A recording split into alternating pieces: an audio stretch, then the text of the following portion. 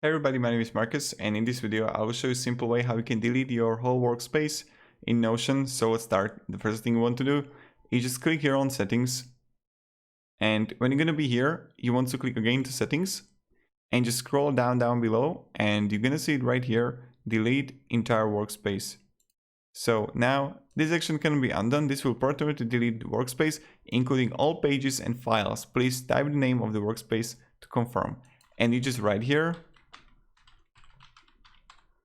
And this is how you do it, and just permanently delete the workspace. Of course, I'm not going to delete mine, but you can delete yours if you want to.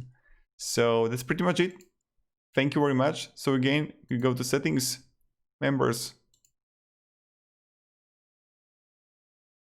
and delete the entire workspace. Have a great day, everybody.